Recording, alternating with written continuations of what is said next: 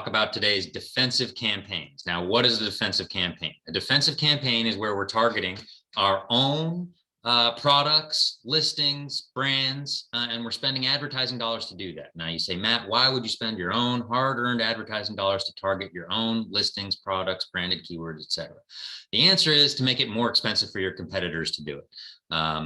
So this is a strategy that you're going to want to employ after you've already had some success, right? There's now some volume behind you, some of your branded search terms. People are noticing that you're moving units in your space and are now actively targeting your ASINs much in the same way that you probably targeted your competitor ASINs when you got started, right? So this is a Age of Sage product, which is one of Stephen Pope's brands.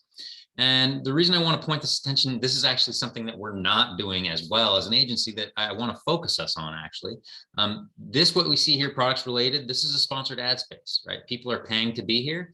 And what I notice here is there's a lack of Age of Sage products, which says to me that we are actually not doing a good enough job on this product of defensive spend, right? We've got multiple competitors bidding. Now, defensive spending isn't going to guarantee that this, if I do a better job of defensive spending, doesn't mean that these are going to be all Age of Sage products, but it will make it so that probably some of them will, and it will make it more expensive for my competitors to live here, right? It'll drive up that cost per click, which is really the why of it. So branded key terms, targeting your own ASINs, especially your hero ASINs, right?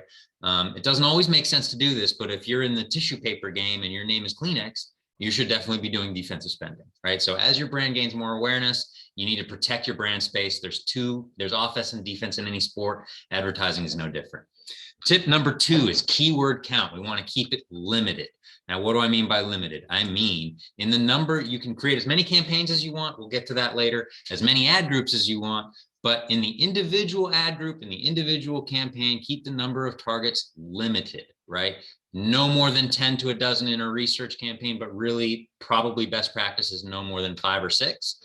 And if it's like a hero campaign, what is a hero campaign? That's a keyword or product that the data shows that we convert really well for, right? So we want to double, triple down on that behavior. In those cases, you only want really one behavior in that campaign, maximum 2. So why? The same reason that many advertisers will split their quote unquote high value keywords from their low value keywords. In many cases, value, you can substitute that term for volume. It just means that you need to separate the keywords that are going to get a lot of search volume versus the ones that are not going to get as much search volume. Because if you mix and match the two, the ones that are low search volume will never get daylight, right? You'll give a $20 budget to a campaign, and the top 3 to 5 centers of gravity in terms of keyword volume, the keyword terms that people are searching for most, are going to suck up all your budget, and the bottom keywords, products, search behaviors are not ever going to even get looked at, right? They're not even going to get impression share. So that's why if you see a campaign that has 50 targets, you probably look at them, probably the top 5 or 10 are getting impressions and the rest are sitting doing nothing.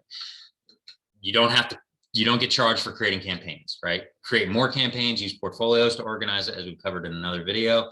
But keep the keyword or target count down in any individual campaign. Again, no more than 5.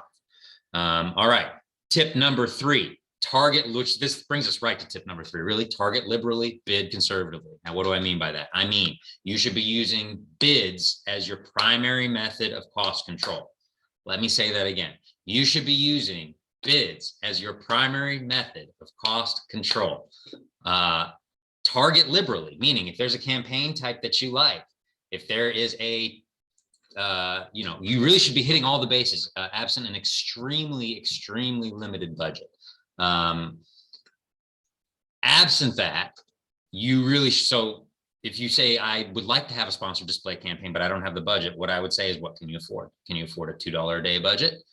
That should be what you target, right? Target liberally, bid conservatively. Use bids to control your cost. If you're bidding 20% under, it will be as if it's as if you've never created it. But then at 3 in the morning, your competitor may go out of stock, their budget may run out, their ad may get suppressed, and then you get access to premium traffic at a discount, right? So create all the campaign types you can, and then use bidding below the suggested bid, 20% or more, even in some cases, and then move from there, and that will allow you to not overrun your cost, and you can make adjustments from there based on what the data shows you.